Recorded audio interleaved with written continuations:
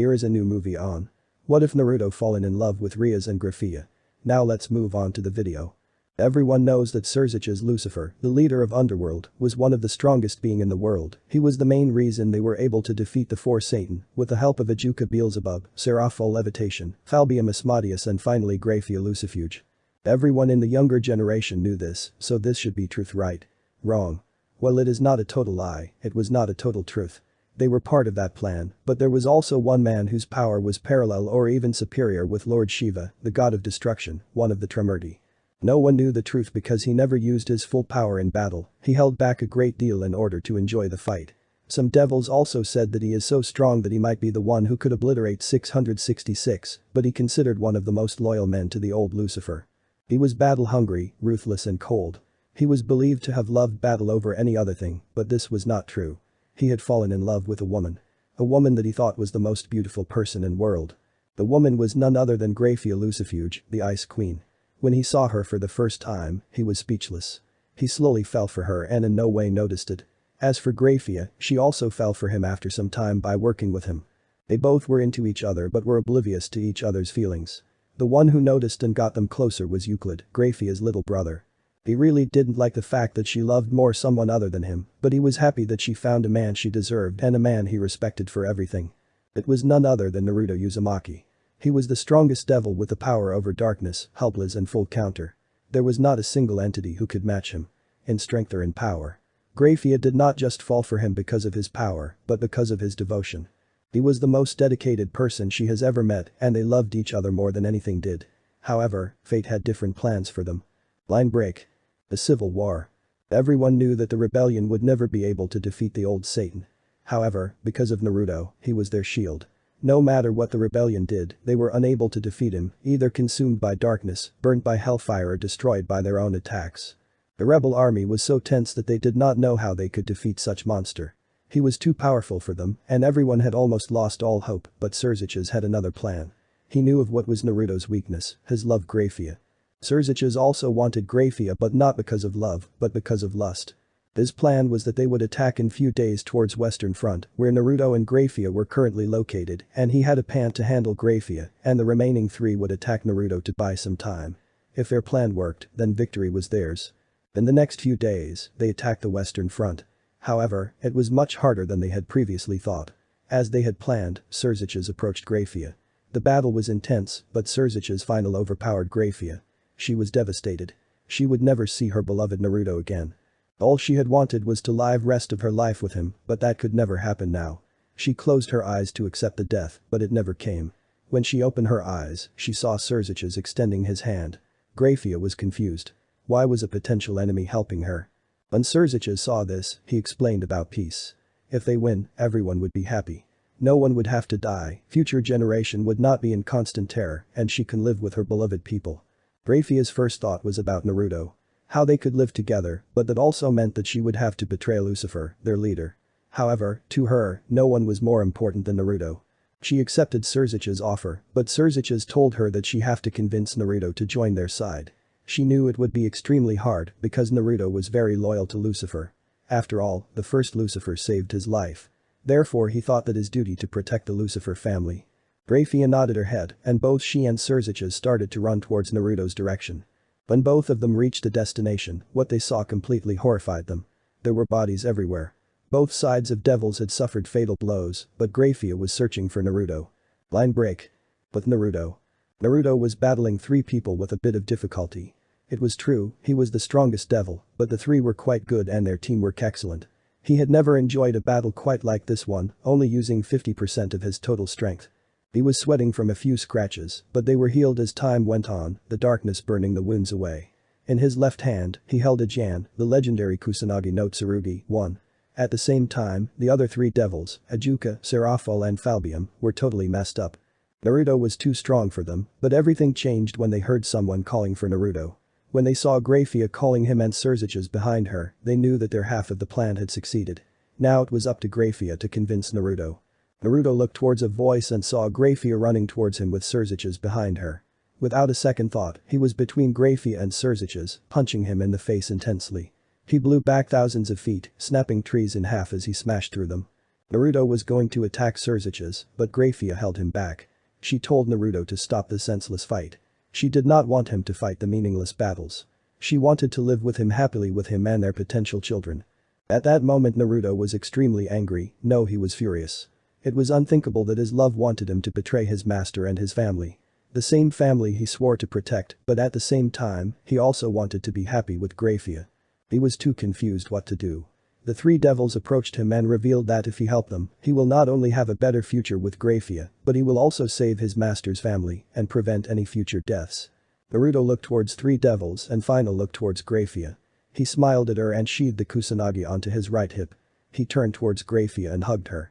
Naruto told her that he would no longer fight this meaningless war. He would confront the old Satan faction himself. When they heard this proclamation, all four of them could not believe it. They had thought that since he was extremely loyal to Lucifer, he would confront them. Grafiya was worried. If the old Satan faction tried to attack him, he would not defend himself.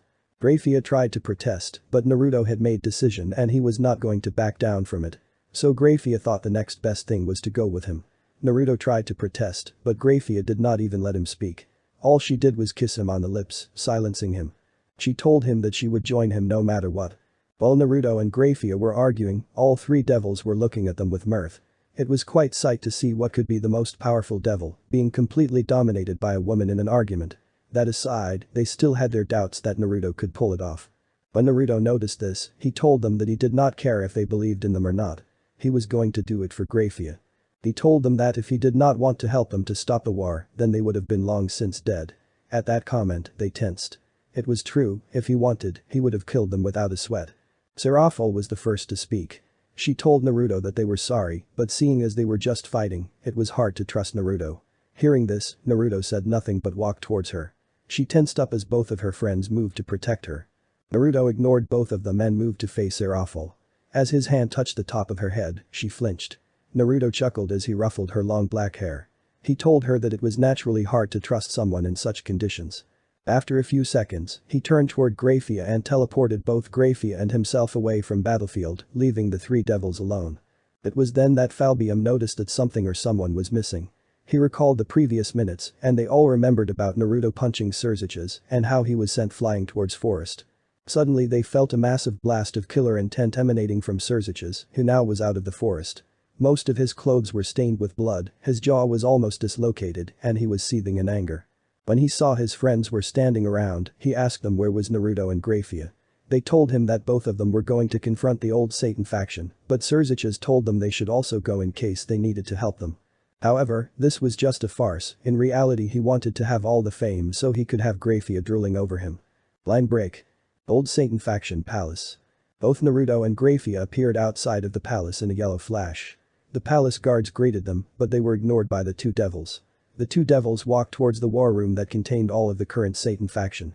Some of the guards were surprised to see him because they thought he destroyed the members of the rebellion. As Naruto entered into the room, he was greeted with smiles. They congratulated him for his obliteration of the rebellion, but he stopped them cold by saying he did not win the fight. He told them that he did not want to fight the meaningless war anymore. He wanted to live a quiet life with Grafiya in peace. When the Satans heard about peace, they started to laugh. How can the most brutal man in the underworld live in peace, a man who loves fighting more than anything else live in peace? His reply shocked them. He was not the same Naruto that they knew. When they first meet him, he was empty inside.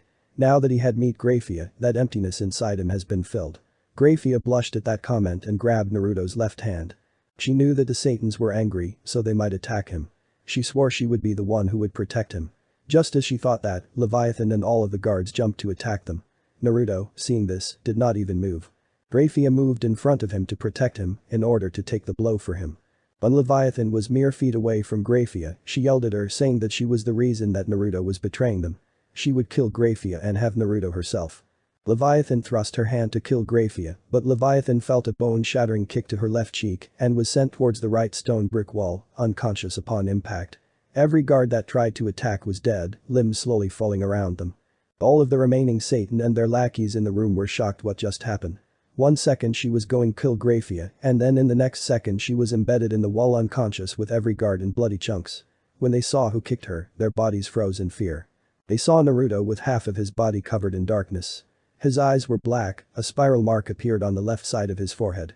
The look he was giving was so cold that no one dared to move from the spot. When he spoke, his voice was deep. He told them that they could kill him if they wanted, but if anyone dared to touch her, he would erase them from existence. Stunned, all they could do was just nod their heads and sit there. Soon they heard an explosion, and they saw guards come from the doors for help as they said there was enemy attack. No one dared to move from his or her spot, but Naruto spoke to Lucifer, warning them to leave. This was the last time he will give him and his companions a chance to live. If anyone dared to come back for revenge, he would slaughter them. Upon hearing that, everyone teleported away, leaving Sauters behind. As the old Satan faction left, the door behind Naruto and Grafiya opened and they saw the four devils coming to fight. When they entered, they saw the mutilated bodies of many devils and Naruto and Grafiya hugging, with almost half of Naruto's body covered in darkness. Darkness drained from Naruto's body when Grafiya kissed him in front of the four devils. When Surziches saw this, he seethed in anger, but managed to control himself, which was noticed by Ajuka and Naruto. Naruto and Grafiya separated themselves from each other, but Naruto kept his hand around her in protective manner, causing her to blush. When they came out of palace, everyone froze when they saw Naruto. However, when Ajuka came to the front and told them that they had won the war and Naruto was on their side, they starting to cheer Naruto's name. However, Naruto motioned his hand to stop them and told them that he did not do anything special. He had just helped these four devils and they were the real heroes. So the crowd also stating to cheer the four devils, they were strong and ultimate class devils for nothing. After few years into their relationship, Naruto and Grafiya got married. Everyone in the underworld was happy for them, that is, except Surziches who was still obsessed with Grafiya. Again, Naruto noticed this, but not only him but others as well. Amongst those that were Lord and Lady Gremory, his rival Ajuka and Grafiya herself. It really bugged her how Surziches was constantly leering at her. She warned him, but it was not getting any better. After a while, Naruto took Surziches aside and told him to leave Grafiya and his family alone. Naruto did this in hopes that Surziches would leave peacefully, but it was only until a few weeks and one bodily harm threat later did Surziches finally relent and started to ignore them. After a few days, Naruto was offered the place of Lucifer, but he rejected it, saying he did not want to become Lucifer because of all the paperwork that came with it. Everyone's sweat dropped at that comment, but no one pushed the matter further. Instead, Surziches took the position of Lucifer, with Ajuka becoming Beelzebub, Seraphol becoming Leviathan and Falbium becoming Asmodeus. Then Ajuka created the evil pieces and distributed them to everyone. At first Naruto disagreed, but after some time Grafiya and Seraphol convinced him. For his queen, Naruto naturally chose Grafiya. His knight was his old companion Sparta, he took both. His old teacher Eryx became his rook, he took both pieces as well. Then there was also his bishop, one of the deadliest females outside of Grafiya, Brandish. Finally, Margir became his pawn, utilizing all the pawn pieces. Naruto's peerage was small compared to the others, but it was one of the strongest, and all of them were extremely loyal to him. Days passed by with everything at peace. One day, Grafiya was so happy that she just flew to where Naruto was doing his work. She hugged him and that he was going to be a father. Silence reigned for few seconds, Naruto was shocked. Then he exploded into a happiness so strong that entire underworld would have been heard him yell. He took her directly his home and told her from now on she would not work because she needed rest. Naruto then told his peerage subordinates that they would have to handle almost everything from now on because he will be with his wife 24/7. Unless it was extremely important, no one should disturb him or Grafiya. Naruto bought everything for her, anything she would ask for, except for letting her work. When the news reached to the underworld, everyone started to congratulate the couple. Everything was perfect and after 9 months, Grafiya gave a birth to a silver-haired blue-eyed baby girl. She was adorable, but Naruto was afraid that he might accidentally hurt her. Grafiya told him that he would never hurt them, even without intention. So he held his daughter in his hand, her small body in his big and powerful arm. When his daughter saw Naruto, she started to giggle and coo. It made Naruto extremely happy, then he sat down beside his wife and held her in one hand and his daughter in the other. He was the happiest man in the world at that moment. In just a few days, his home was filled with joy. A few months after his wife's delivery, many other families gave birth. Everything was going peacefully, but then the old Satan factions began to attack the nearby borders. Naruto and Surziches decided to go deal with them. Before Naruto left, he went towards his wife and daughter, who were playing with his peerage. He knelt down and kissed his daughter on her forehead, and then he walked towards his wife, kissing her on the lips and told her that he would be back soon. Then he ordered his peerage that until he came back, it was their duty to protect his family.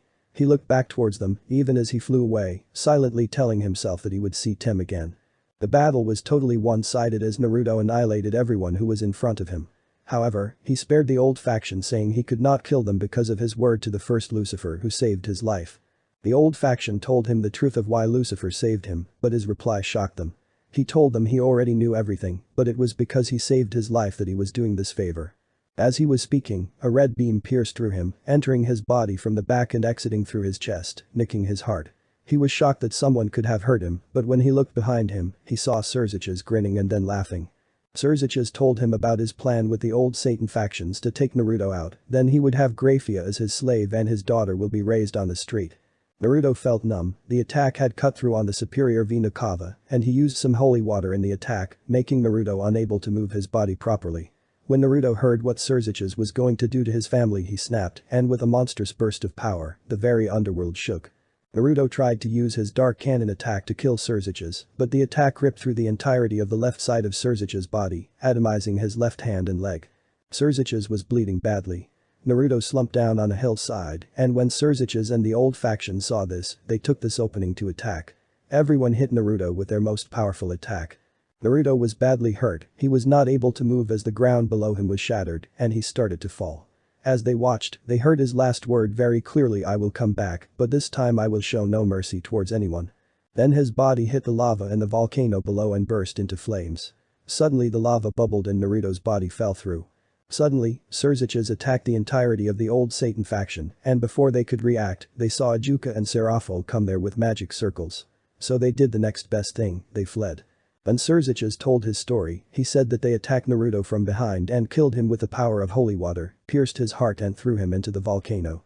Cerziches elaborated the story by saying that he tried to save Naruto, but lost his left hand and leg in doing so. Both Ajuka and Serafo were distressed. How were they going to explain this to Grafiya?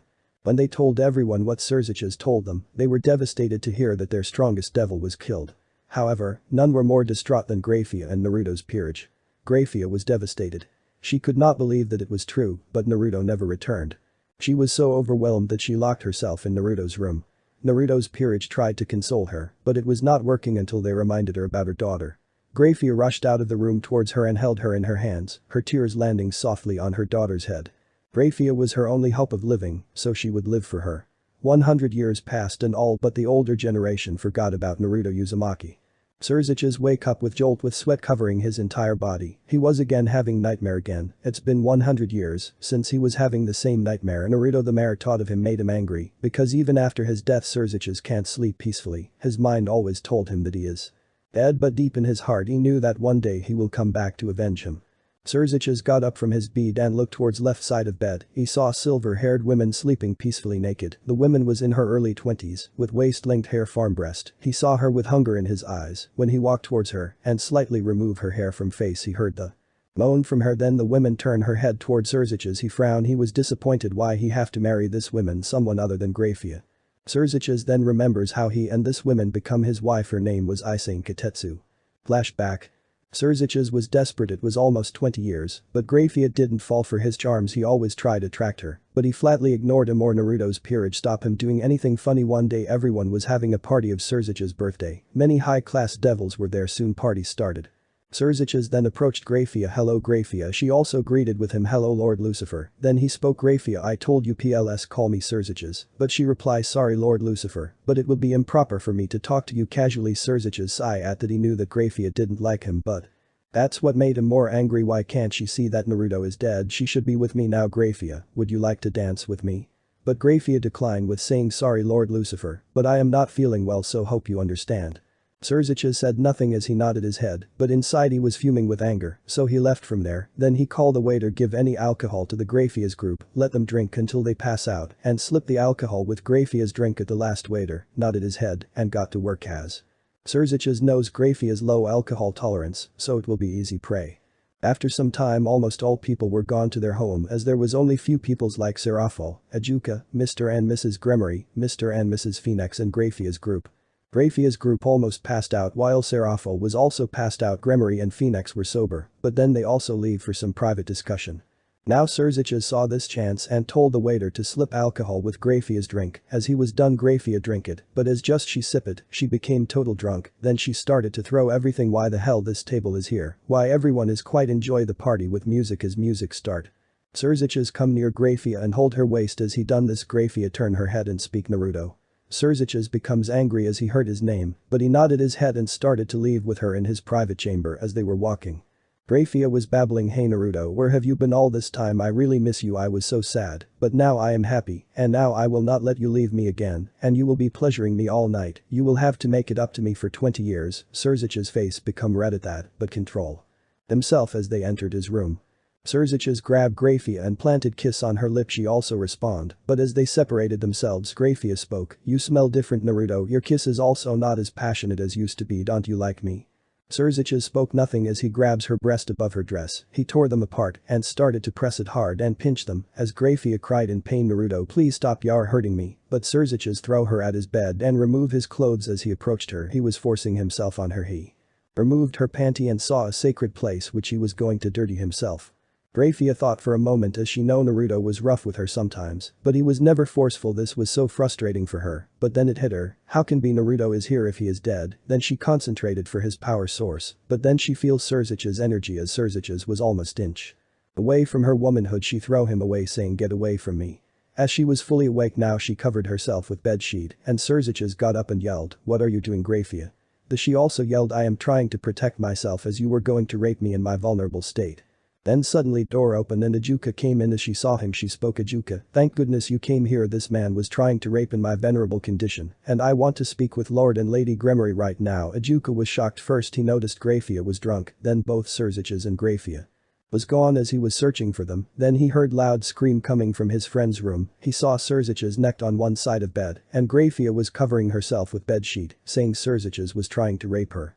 Ajuka looks at his friend for confirmation. Surziches spoke, "She let me do it. I didn't force myself." Then Grafiya spoke, "You just gone this far because I was drunk, and I thought you were Naruto. If I ever knew that it was you, I would have never let you even touch me." Ajuka knew about his obsession towards Grafiya, but to go this far it was limit.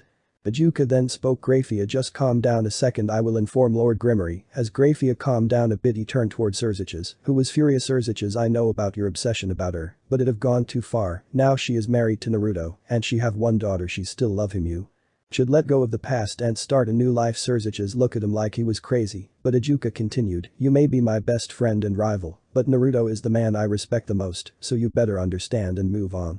Surziches then yelled, "But Naruto is dead. Why can't anyone accept that I am giving her chance to live a new life where she can be my queen, but she still have to stick towards her dead husband?" As soon as he said that, Grafiya attacked him with ice daggers and spoke, "Surziches, remember this, my husband, he told me he will come back, and I know him better than anyone. He will never break a promise made to me. He will come back from death itself to fulfill his promise to me, so you better remember it." Surziches was angry, so he even tried to attack her with power of destruction, but he was stopped by Ajuka, who deflected his attack with his own. Then Ajuka restrained him. "Grafiya, go get Lord and Lady Gremory. I will hold him off for some time. Now do as he told her." She changed her cloths with magic and run for the search for the Gremory family. She didn't have to search them for a long time. As he approached them, they looked at her with happy faces, but when they saw her face they become tense. Grafiya then told them everything. As they ran toward Surzich's room, as they entered, they saw Surziches was blinded by thorns by Margir and sword at his neck by Sparta, with Ajuka assisting them. As they entered Lord Gremory spec, "What the hell happened here? And Ajuka, tell me everything." As he demanded that, Ajuka spoke, "As Grafiya leave to find you. Surziches attacked me as I was hoping to cause less destruction, but he was furious, saying if I was his friend, he would have helped him to have Grafiya, but as he was attacking me, these both helped me to stop him, and sorry to say, Lord Gremory, but he is really mentally unstable right now. He just need one thing, Grafiya, and it's very abnormal." Lord Gremory was totally shocked. First thing he knew about his obsession with Grafiya, but trying to rape her and attack his friend, it's gone too far. He looked at his wife, but spoke, "I think he need to know that he can't have anything he want. He needs to know to let go of things." Then he ordered Sparta and Margir to let him go, but they look at Grafiya for order, as she also nodded her head to let him go. They obeyed her and let him go and jump in front of Grafiya in protective manner in case he decided to attack. As Lord Gremory walked towards Surziches with extremely high amount of demonic power, he looked at Surziches within his eyes and spoke, "Surziches, why are you doing this? You know she is married and have a child, so why are you still obsessed with her? She didn't want to think about another man, so why are you forcing her? She is not yours. Accept that." "How can I accept that the women I want love someone else? Why she love him anyway? I am rich, handsome, smart and big tool. What does he have that I don't?" Last part he said with smirk, but Grafiya replied, "He has a big heart. He respects those who do the hard work, not pervert like yourself." He is the most determined person I know, and your tool is nothing compared to him. Last part she said with blushing, which made Lady Gremory blush, and all males looked down in embarrassment.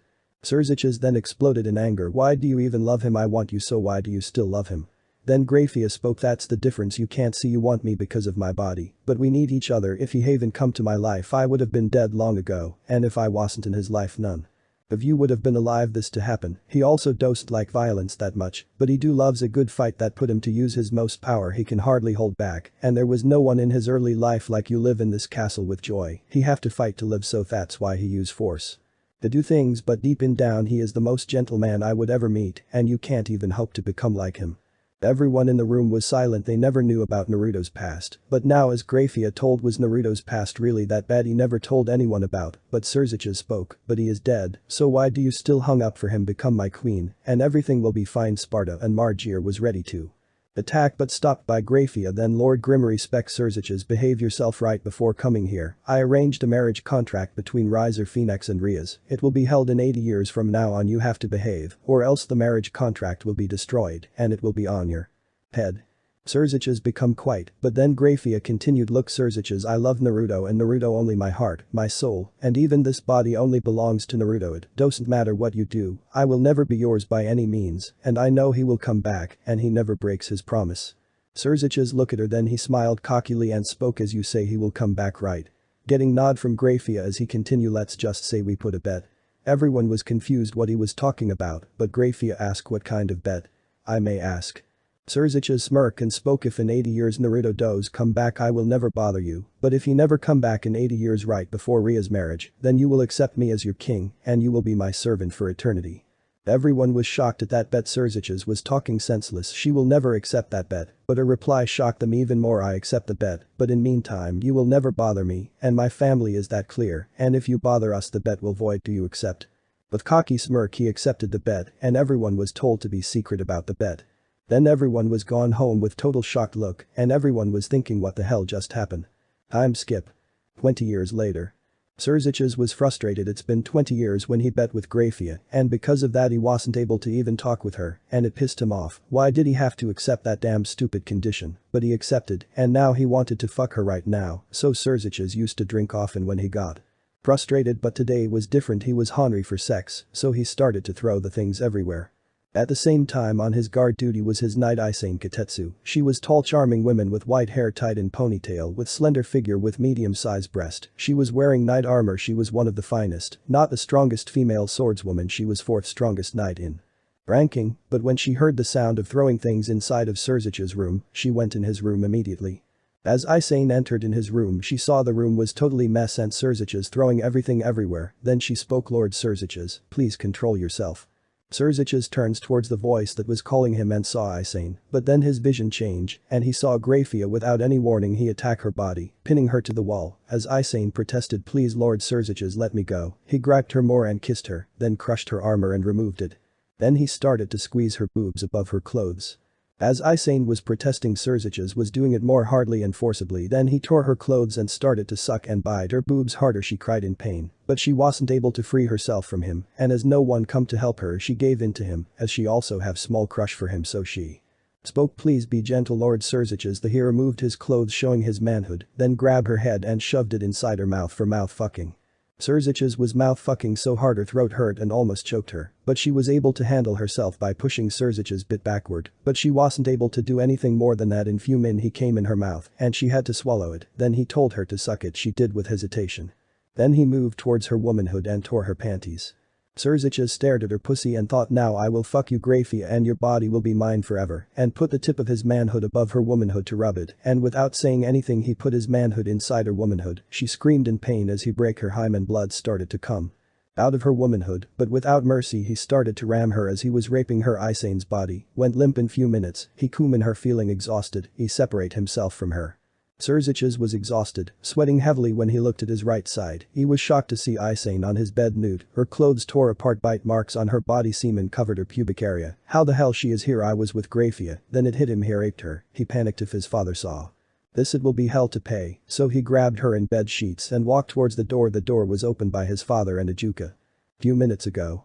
Lord Gremory and Ajuka were having chat about underworld working as they thought it would be improper for them not to talk with Surziches, even though he is not that suitable for the position of Lucifer, there was no one who was accepting the position, so they have to meet him as they were walking.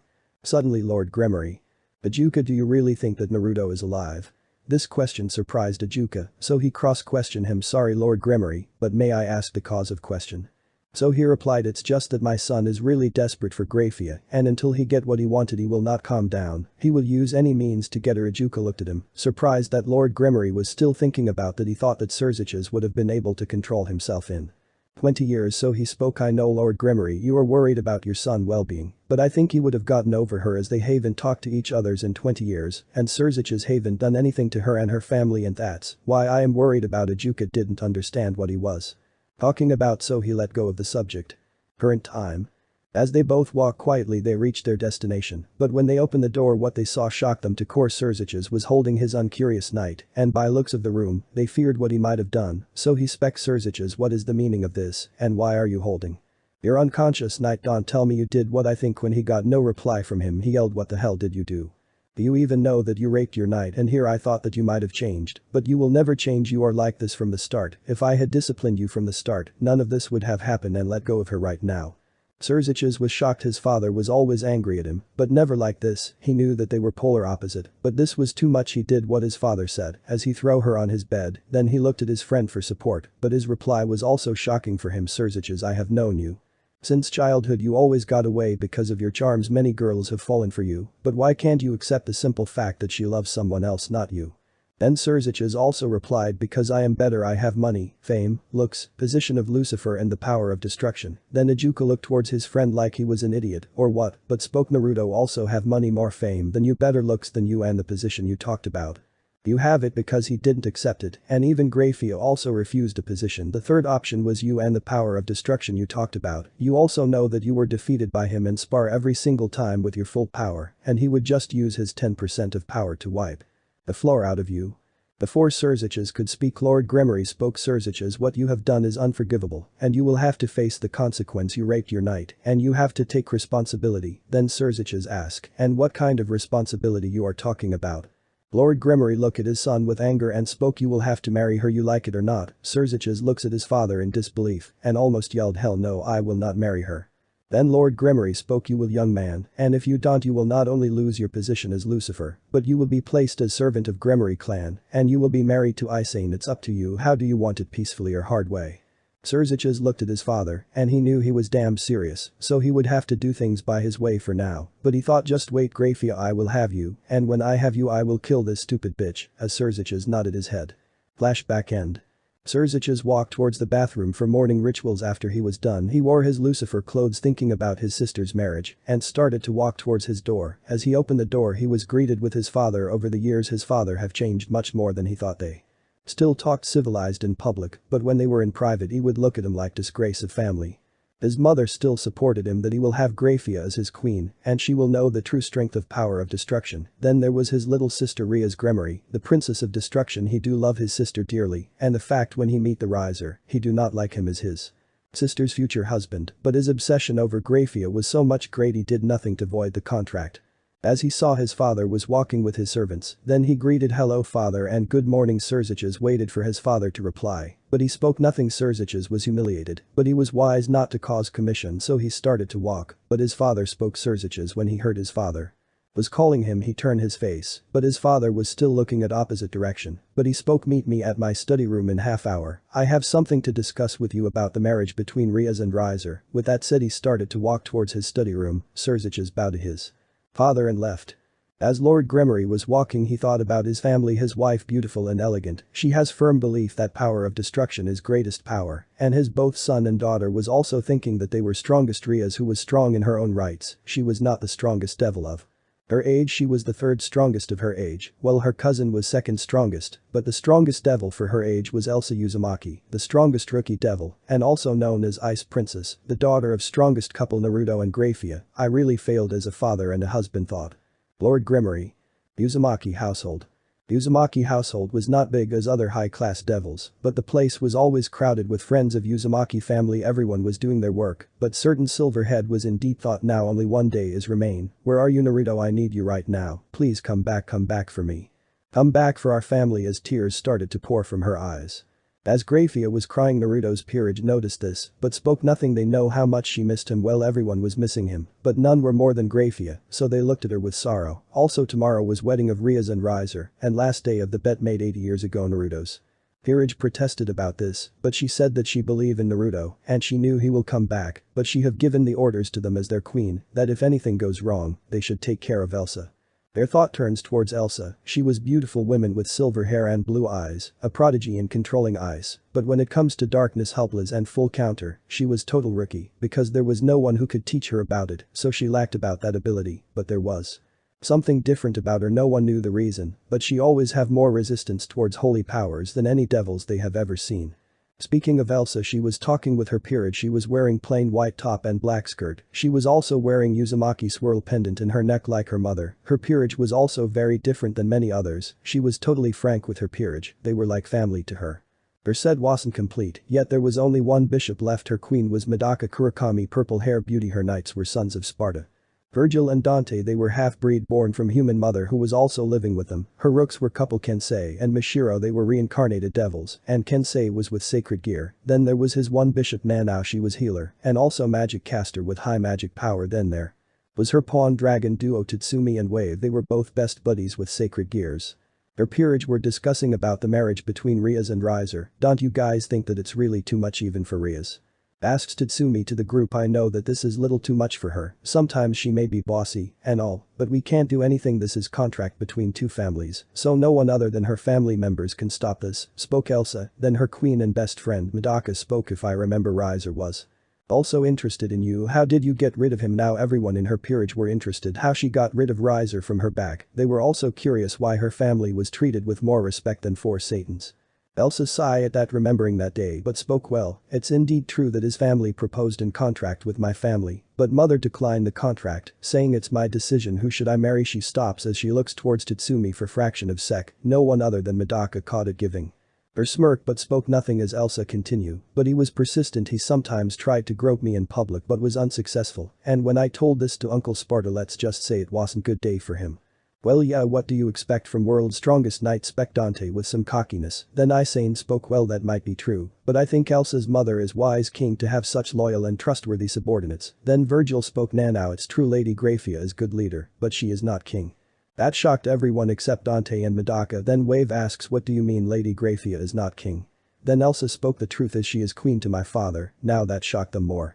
Mishiro was the first one to spoke. Elsa, where is your father? I haven't seen him around anywhere. Everyone nodded their head in agreement, but the one who replied was Dante. Well, I don't know the truth, but my father said that he died 100 years ago. Everyone becomes sad because of the news, but Dante continued, but he also says that it's not easy to kill him. He was strongest devil. And now everyone was confused what he was saying.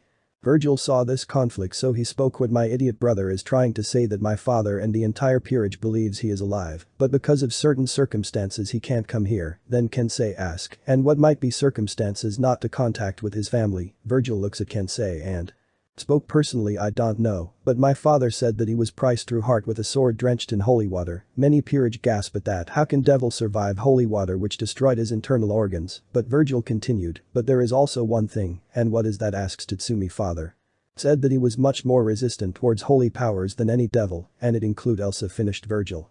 Everyone in the room was dead silent. Elsa was in deep thought. Father, are you really alive? Then please come back to us. Mother always talks about you and how you never break promises, but then why are you not coming? Dante saw this conflict, so he spoke. Well guys, as you know, tomorrow is big day, but I think tomorrow is going to one heck of bang. Who agrees with me? Everybody ignores him. Hey, at least reply, you jerks, Dante yelled in anger, but then he felt something hard hit his head when he saw who it was. He pales in fear. The woman who is one scarcest person in the underworld. If you make her angry, his mother. Watch your mouth, young man, or do you want to get some beating? Asks his mother, to whom Dante rapidly shook his head. Everyone started laughing. Grafiya was watching this from other side of room with her fellow peerage. She smiles at scene. She was happy to have friends like that, but still there was missing part in this perfect picture, and she was still believing he will come to her just like he promised. She turned her head towards other occupants in the room and spoke Sparta as she speak. He bowed to her. Yes my lady, she sighed at him. She and Naruto have told him many times not to speak like that when they are not in public, but she speak if you have any training regimen for the kids, then cancel that for. The weak Sparta was bit surprised about that and spoke, if I may ask why my lady. Grafiya looks towards Kid, smiles and replied, even strongest warriors in the world also needs his rest and they need some time for themselves. Sparta just nodded his head. Next day. Wedding hall. There were many guests in the party. Everyone was attending the wedding ceremony of Riser and Rias. Lord and Lady Gremory were greeting with guest Lord and Lady Phoenix were also attending their guests. The four Satans were also chatting with each other. Surziches was occasionally looking at Grafiya who was ignoring him. Just wait few minutes Grafiya, I will have you, and this time no one is gonna save you from me now. Bajuka saw his friend's face. He was disappointed in him. How can he go so low for one woman who didn't want be in his presence at all? Grafiya and her group was also greeting with peoples. Some of them were discussing about marriage contract with Elsa and Sarah Bale, which Grafiya politely declined and said, I am sorry Lord Bale, but I think my daughter should choose the wise man for herself and I have my full support to her. Lord Bale was not satisfied, but didn't speak about that subject as everyone was talking about wedding or having their discussion. They felt sudden rise in power. Many young devils were alert because of rise in power, but those who recognized the power were shocked, more specifically Surziches. He was sweating like hell. He was scared, but then he thought it's not as powerful as it used to be, so it might be someone else, but still he was scared and he knew if this is the man he thought he was good as dead. Grafiya was so shocked that she didn't know what to do. She was smiling and shedding small tears of joy. You came back as you promised. A peerage group was so shocked and happy for the first time in 100 years. Surziches called his peerage who don't know about Naruto that much and ordered them to guard the place. Beowulf and Enku, as you should have sensed the demonic power and it's approaching here. Both of them nodded their head. You are to guard this place at any cost and do not let the intruder come here. Kill him on the spot and also you can use promotion anytime you want. Both of his pawns nodded their heads and leave outside. Somewhere near northern part of the underworld. Everything was peaceful on northern part of the underworld, but suddenly a portal opened in the sky and a lone man came out of the portal. The man who came out of portal with messy blonde hair and cold blue eyes, wearing black pants, night shoes and cut gloves. His upper body was bare as he walked out of portal. He cracked his neck and stretched his muscle and he suddenly power up to his utmost limit. I have gotten weaker than I thought. Then he looked toward southeast part. It's been long time and I have apologies to her of getting late. As he said that, darkness started to cover his body and black wings of darkness appeared behind him and he leaped in the sky with speed beyond Mach 20. He was flying so fast no one was able to track him. In few seconds he reached ceremony hall as he saw hundreds of guards was waiting for him with someone's peerage. He looked at them with the grin. When they saw him all guards attack him.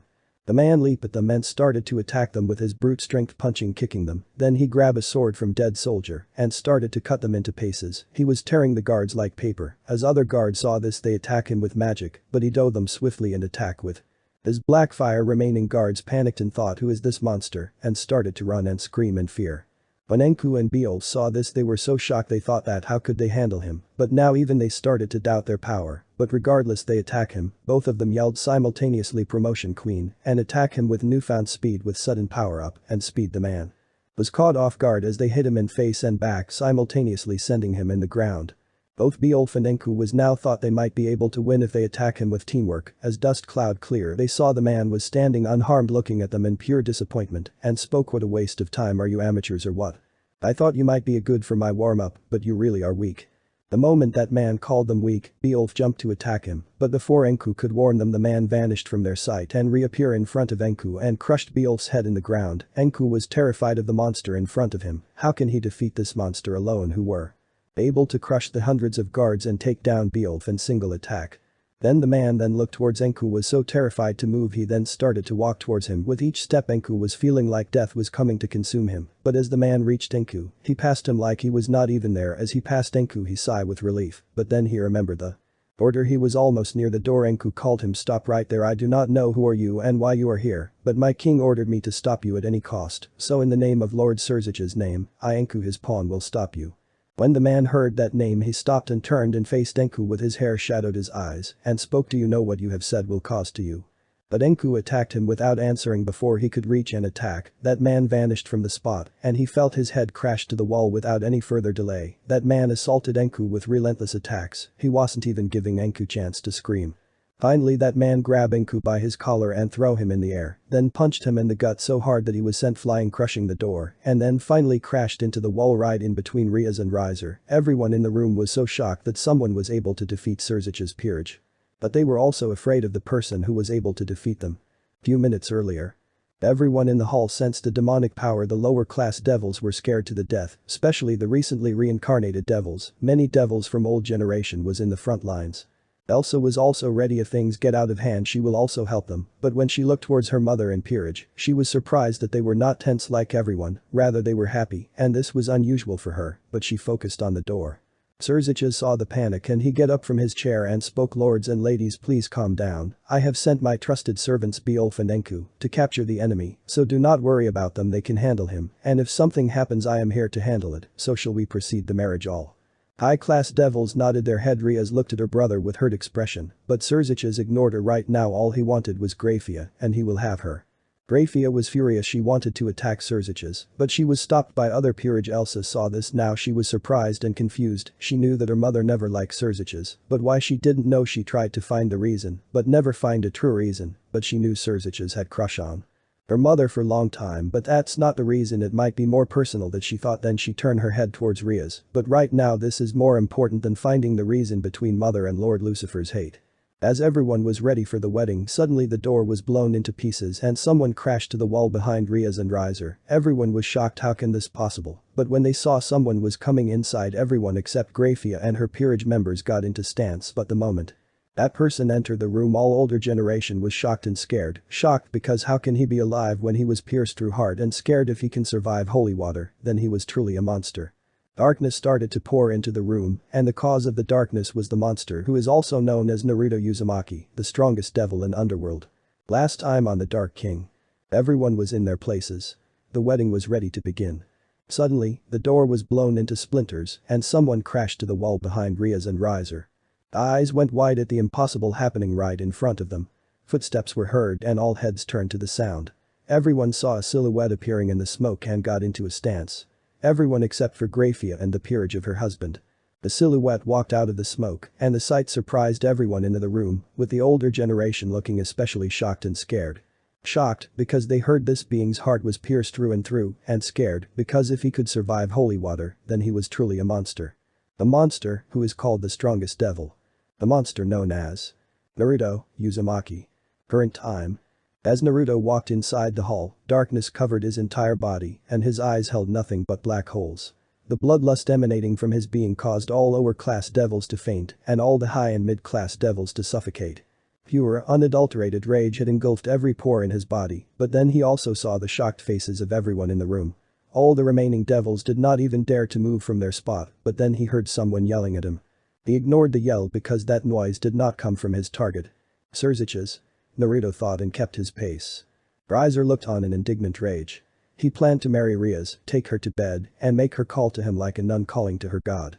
He had planned everything for his special night, but some nameless bastard had to interrupt, and that bastard had to pay with his life. So, like a spoiled brat, he yelled. "Hey, bastard. Who do you think you are, interrupting my wedding?" When Naruto kept walking as if he hadn't heard him, Riser turned to the guards. "What are you doing, you useless wastes? Capture him, kill him, I don't care, just get him out of my sight." All the guards stopped shaking and nodded their heads, but the older generation looked at Riser in shock. It became clear that he had no idea who he wanted his guards to capture, either that or he had gone so far in over his head that he lost his common sense along the way.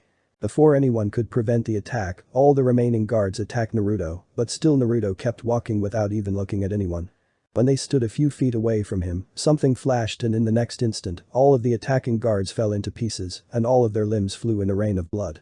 To sum it up, Naruto literally killed all those guards in an instant. Riser started to shake in fear. He racked his brain for a possible course of action against this abnormality, but nobody other than ultimate class devils could track his movements.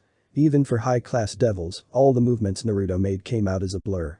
Riser looked at his peerage and opened his mouth to yell at them to attack him. But then, Grafia leapt towards him. All of the devils present looked at her in complete and utter shock, but none more so than the younger generation, especially Elsa and her peerage.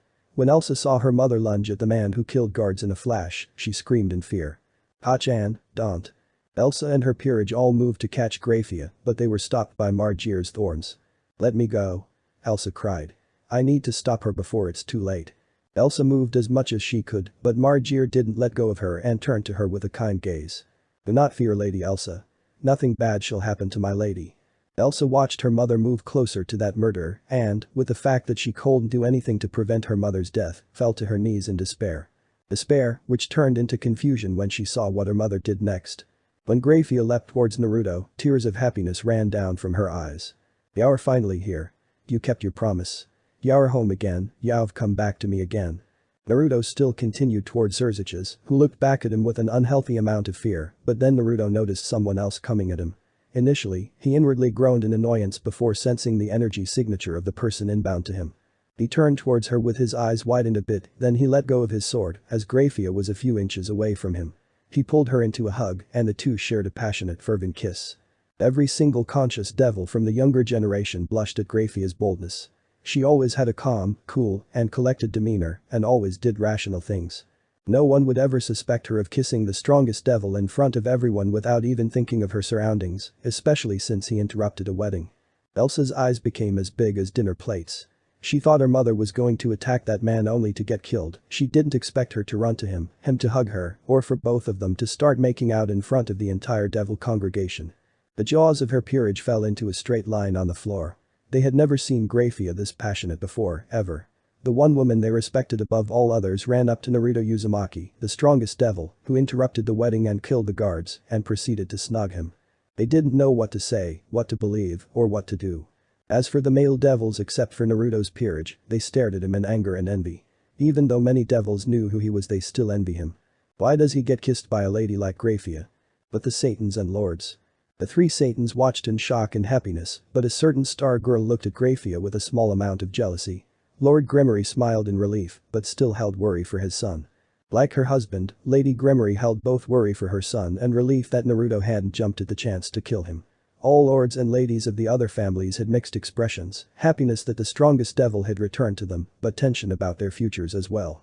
But the most shocked people were younger generation, so they looked towards Elsa and Peerage for answers, but they were also equally shocked.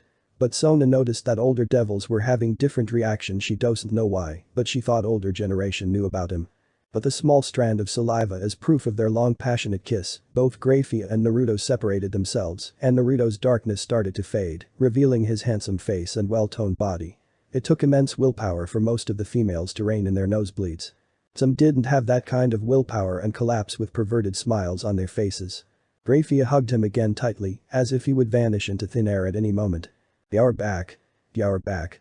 I missed you, Naruto-koi, I missed you so much, so please don't ever leave me alone again. Naruto held her closely as if he wanted to meld her to him. The sight of his precious woman made him forget the anger he held a few moments ago. He ran his fingers through her hair and sighed in contentment. I missed you too, Grafiya Haim. I know I am so late, but I'm back, and I promise, even if it means the death of me, I will never leave you or our daughter ever again. What? How can this be possible? He was dead. Ooh, so cool. That last one came from a female fan of his. Everyone of the younger generation turned to Elsa in shock. They didn't know what to do in response to the fact that Naruto Uzumaki, the strongest devil, who was married to apparently Grafiya Lucifuge Uzumaki, the most beautiful woman in Underworld, was also the father of Elsa Lucifuge Uzumaki. The strongest rookie devil in Underworld. But more importantly, they were shocked that the man they admired and grew up listening to his legendary stories stood in front of them. The man loved by his allies and feared by his enemies. The strongest devil, even stronger than the current Lucifer. Naruto Uzumaki, the Dark King. Riser heard many stories about him, and all stories ended quite painfully for his enemies. Rumors also rose that if you did anything to piss off Naruto Uzumaki, well, you didn't know it right away, but he already killed you. Sona suddenly understood why every adult currently had eyes on him and mixed expressions on their faces. How could she forget about him? Her big sister, Seraphol, never grew tired when she told her stories about him. Sarerg shook in excitement and no one could blame him. Naruto Uzumaki, his biggest idol and the man he really respects and wanted to meet and surpass, stood right in front of him. Rias stared at him as if she had seen a ghost. She knew about him because of the endless stories her mother and father told her. Her father always told her about how his strength easily trumps his as well as her old brother's. Now that he stood in front of her, she could feel the power coming off him in waves. She won't lie, something in her caused her to bubble in excitement. Elsa's peerage looked at Naruto as if they had seen a ghost, but Dante and Virgil looked at their father to confirm the situation. When Sparta nodded his head, his sons told their peerages to calm down. Eyes, look here. I know all of this is kind of sudden, you know, everything about this situation is sudden, but only cool heads will prevail in this situation, so let's all just calm down. When Elsa heard the man's name, she was shocked, happy, and angry at the same time, shocked that her father lived when everyone accepted the thought that of him dying, happy that she could meet him now for the first time. However, she also felt anger because of his absence when she and her mother needed him the most. Grafiya, where is our daughter Elsa? Naruto asked with a beaming smile. Grafiya pointed out towards Elsa, who was staring at them with a mixed expression. She's over there. Naruto slowly started to walk towards Elsa, who was still staring at him unclearly. Naruto approached Elsa and placed a gentle hand on Elsa's shoulder. Elsa, he greeted warmly. The girl in question felt someone's hand on her shoulder and heard her name, causing her to come out of her daze. She looked up and saw Naruto looking down at her with a beautiful smile. Tears came to her eyes. "Tusan," she sniffled. She bowed her head and tried her best to stifle her sobs, gritting her teeth and clenching her fists to do so. Doing the appropriate thing in this situation, Naruto slowly brought his arms around her. Well, he tried, but fell short when his daughter slugged him in the stomach as hard as she possibly could. Naruto grabbed his stomach because of the sudden pain. Grafiya ran towards them, ready to scold Elsa, but Naruto stopped her. "It's alright, Haim. I know for a fact that I deserved that one." He again stood in front of Elsa, who stared at him with tears of anger in her eyes. "Why did you leave your wife and daughter alone if you were alive all this time? Why didn't you come back to us? Where were you when I needed my Tusan? Where were you when mom had to go to bed all alone? Do you have any idea how it feels to see everyone with their fathers and for you to be the only one without one? Did you ever stay up at night and ask what it would be like to have your dad at home? Why did you leave us in the first place? Why are you even back now?" Elsa punctuated every question with a hit. She intended to hurt, but when she realized that he could feel no pain from her hits, she weakly pounded away at his chest like a child. As the people in the hall listened to Elsa as she attacked her father, they grew curious. She asked a good question, why come back now of all times? A certain sadist looked at Naruto with eyes of anger, as his absence from Elsa's life reminded her of her father. Naruto paid no attention to his surroundings as he grabbed Elsa and hugged her gently. Elsa felt something warm burst inside of her, and her tears doubled over as she relaxed in her father's hold. "Why weren't you with us, Tusan? Did you not love us?" she asked in a broken whisper. "Elsa, you need to know right here and now that I love both you and your mother more than life itself, even though I wasn't here to prove it. I know there is no denying I wasn't there to see how much you suffered because of me. I'm so sorry, darling, for not being there for you. I'm sorry I wasn't there to give you piggyback rides home. I'm sorry I wasn't there to play with you or comfort you when you had nightmares. I'm sorry I made you feel so alone," Naruto lamented, before shocking the peanut gallery with his next action. He fell to a knee and held his daughter's hand, pressing it against his forehead.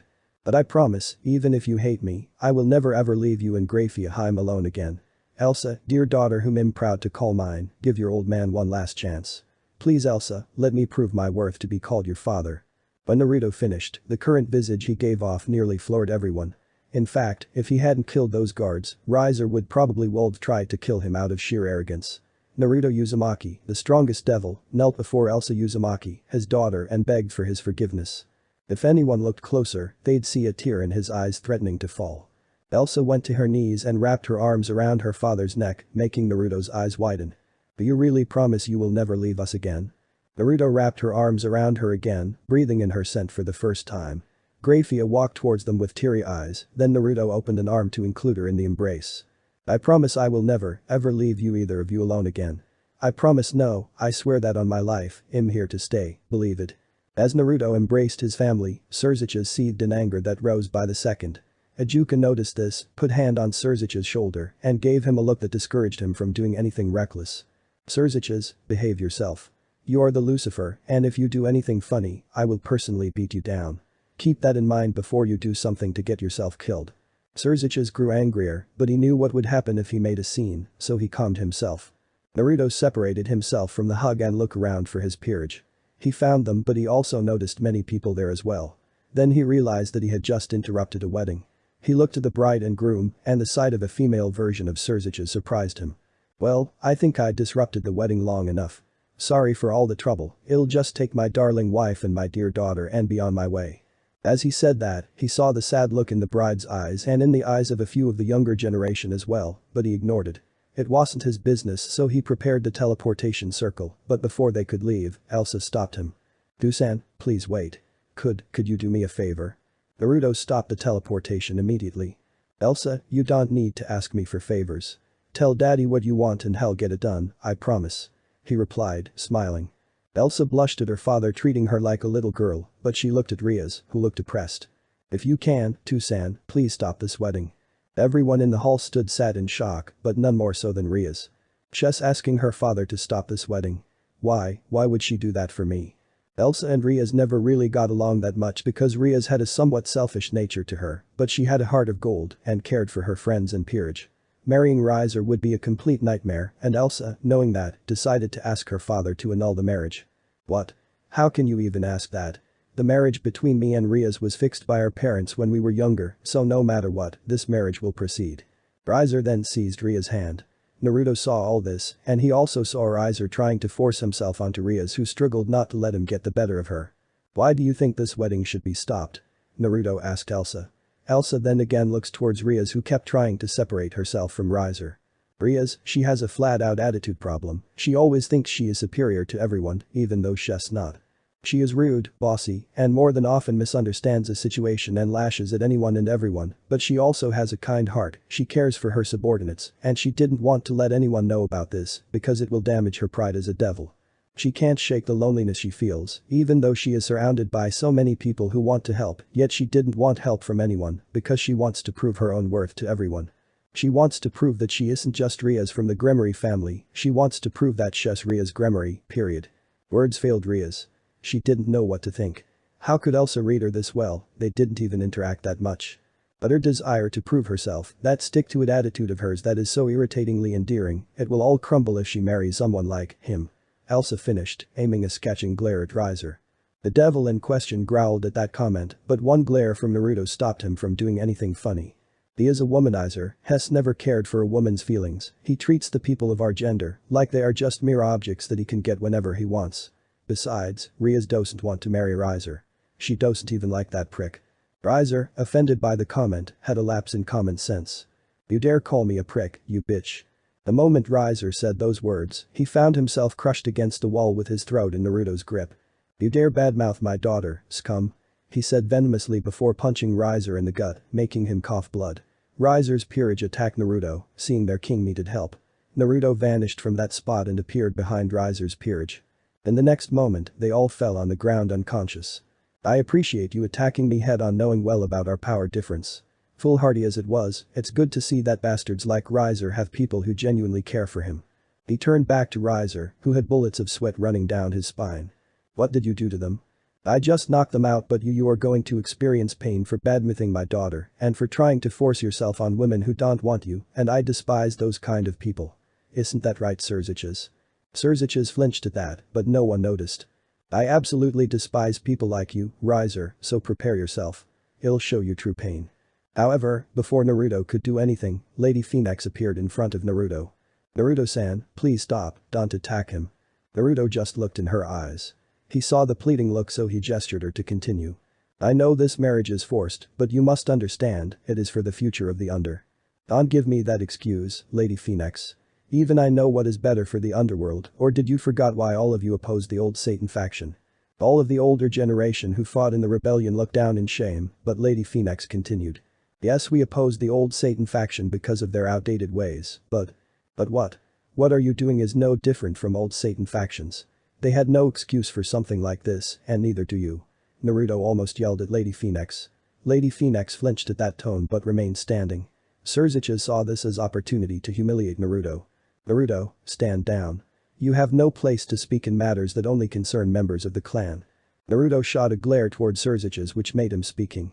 "Am I talking to you?" "No. Then why are you speaking to me?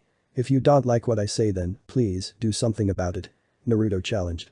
"Naruto, we know you are right about this, but this is clan matter and we can't intervene in that matter. This rule was made after your supposed death." Ajuka tried. "Do you mean to say you will do nothing whenever you see something wrong going on?" Naruto asked threateningly. Ajuka, taken aback by his tone, continued anyway. "Naruto, as Lady Phoenix told you, this is for pureblood devils." Naruto found it more and more difficult to control his rejuvenated anger. Ajuka, let me tell you right now that when the new devil faction won the war, I was given the highest authority in the underworld. As such, I am using my authority to order you to put a stop to this wedding. The entire hall became silent. Everyone in the room stood in shock at this big revelation. You can't do this, this is between two families. Riser roared. Naruto ignored him and turned back to Lady Phoenix. Lady Phoenix, it's up to you. I am giving you this one chance to save the future of your child. Everyone sat in the room silently. Everyone had mixed opinions about the situation, though Rias' peerage was happy for the chance that Rias will not have to marry that narcissist. Even Rias stood in shock. How much power did he have that he could threaten the Phoenix family so casually? Even her brother never dared to speak like that because of the consequences that might fall upon him and the family. Elsa and her peerage stood in fearful awe. They had just realized that Naruto Uzumaki could be quite scary when angry, but the females of the group felt relief that their king's father was a man who respects women, so they felt safe from many perverts from the underworld. Sarah Erg looked at Naruto with even more respect than before. Sona and her peerage cold believed that Naruto directly threatened Lady Phoenix, but also putting the fate of the Phoenix progeny at risk as well. Lady Phoenix didn't know what to do. On one hand, she did want this wedding to continue, but on the other hand, she also wanted her son safe. Racking her brain for answers, she didn't notice a hand on her shoulder before she looked up and saw her husband who gestured her to calm down. Lord Phoenix looked towards Naruto. Naruto, I know why are you doing this, so I have made a decision, this marriage contract is void. All devils of the congregation looked on in shock, some with shock and outrage, some with relief, and Naruto with satisfaction. Rias and her peerage had beaming smiles on their faces, save for Issei, who made a joyful noise. I am breaking this marriage contract permanently. Naruto looked at Lord and Lady Phoenix. Sorry for the trouble, but you also know why I did this. Lord and Lady Phoenix nodded their head. We know, Naruto, and we are certainly happy that because of us, Rias' life has not been ruined. Naruto nodded his head and walked towards his family, who met him with wide smiles. Naruto-sama. As he reached his family, he heard someone call his name, so he turned to see who called for him. To his surprise, he saw Lord and Lady Gremory walking with Rias and her peerage. When they reached him, Rias bowed her head. Thank you for your help. Naruto stared blankly at the female version of Surzich's, but he just nodded at her. You haven't changed, Naruto, you are still bossy sometimes. Lord Gremory chuckled. Naruto smirked. What can I say? It's good to be the king. As the adult spoke, Rias slowly walked towards Elsa. Elsa looked at Rias and Rias bowed her head. Thank you so much, Elsa. I apologize for being well, you know. If you had not asked your father for help, this would have been the most miserable day of my life. Elsa nodded and smiled. What can I say? That's what friends are for. Ria's eyes widened in shock, but she also felt happy that Elsa was calling her friend, and it made her happy that she was able to make one more friend. She also nodded her head. As Naruto and Lord Gremory talked, a few other devils joined them like Naruto's peerage, Lord and Lady Beal, Lord and Lady Citri, Lord and Lady Phoenix, Ajuka Beelzebub, Falbium Asmodeus, and Seraphol Leviathan. Seraphol literally leapt at Naruto, but he caught her before she could give him a bone-crushing hug, and thus their chatter starts. As the adults talked, Grafiya suddenly asked the question on everyone's mind. Naruto-koi, why did it take you a long time to return to us? Naruto got a serious look on his face and looked outside of the hall. Everyone stopped talking as they wanted to hear the whereabouts of their hero for 100 years. Naruto then turned towards everyone in the hall. I was trapped in the dimensional void. I was badly injured when I was falling in a volcano, but then a rift opened above the volcano, and I was sucked inside of it and fell unconscious. When I woke up, I was in front of that old overgrown lizard. Naruto said the word lizard with great annoyance. Naruto-koi, by any chance you are talking about Great Red? Naruto nodded his head. The devils looked at him oddly, but some of the older ones started to chuckle. That's Naruto, alright. Most of the older that knew Naruto well knew that he rarely gave anyone respect, whether they were humans, dragons, yokai, vampires, demons, or even devils. By the annoyance in his voice, however, something must have happened between him and Great Red. When I woke up, I felt weak, and I mean weak. All of my power was drained out of me and sealed by that lizard. I wanted to give that reptile an ass kicking of biblical proportions, but because of lack of power, kicking his ass was out of the question. He did let me stay in the void until I regained my power, but I can't rest until I've kicked his ass for messing with me. The Great Red sealed 2 sans Naruto-sama sans kunskois nias nai-chan's power. Why? Naruto, as sudden as it is, would you tell us, if you can, who cheap-shotted you? Surzich's noticed what Ajuka's plan, but Naruto spoke again before he could do anything. Lucifer did it. Lucifer cold meant anything, but Naruto's eyes fell on Surzich's. All the devils stood in shock, but then they understood the meaning of his sentence. That is to say, they thought by Lucifer, he meant a Lucifer from the old Satan faction. However, Grafiya, Naruto's peerage, Surziches and surprisingly Ajuka understood who Naruto really had in mind as to the knowledge of his attacker. Naruto then turned towards everyone and bowed. I thank you all, except for the obvious, for taking care of my family. However, it's time I took back the role of the family man and be the best husband and father to both my girls. Grafiya and Elsa blushed. With one last wave, the family of three left the hall in a blinding flash of light. Uzumaki household. As the family of three arrived at home, Naruto looked around. Not much had changed over the course of a century, but the things that changed definitely surprised him pleasantly. He turned to Grafiya and gave her sweet chaste kiss on her lips. Doesn't matter how many times it said, it's always good to be home. Grafiya smiled at him. I'm happy to have you home, Naruto, my love. I'm happy to be home, Grafiya, my dear. Naruto soon sat on the couch and began talking with Elsa. So, what has my lovely daughter been up to? You've got quite the sizable peerage, young lady. Elsa giggled and scratched the back of her head in embarrassment. Well, they are really strong for their age, and not only are they strong, they are also really good friends. Naruto ruffled his daughter's hair proudly. That's my girl. You should always surround yourself with people you can trust with your life. Speaking of which, Naruto's face grew serious as he leaned in towards Elsa. Do you have any boyfriend? That question stunned Elsa. And no, I don't have a boyfriend. Naruto chuckled lightly in relief. Good. What a relief. Elsa looked at her dad quizzically. Why did you ask that? Naruto tilted his head in confusion. What do you mean why? I am your father and you are too young to have any boyfriend. But, mother told me that both of you were dating when you were my age. That statement put Naruto in a very dangerous position. However, his pride wouldn't allow him to give up the fight that easily. It was different with me and your mother. We were at war and I wanted your mother to know how much I love her, and, look Elsa. I'm the dad and I forbid you from dating anyone without my permission. Elsa pouted, protested and in the end, Naruto lost miserably. Grafiya stood in the kitchen, watching the interaction between father and daughter. The sight made her so happy. The man she loved returned to her daughter accepted him, and she finally had her big happy family again. Tears ran down her face, which Naruto saw. He practically teleported from the couch to her and wrapped his arms around her.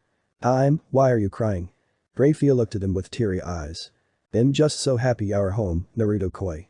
Now our family is complete again. After 100 years of not seeing or hearing you, it's hard to believe. Naruto smirked at that and leaned towards Grafiya's ear. Would you like me to make you believe it with more than just words? Grafiya's face became redder than a tomato with a heavy blush, but the Uzumaki matriarch controlled herself. Well, how else am I supposed to believe that you're really here?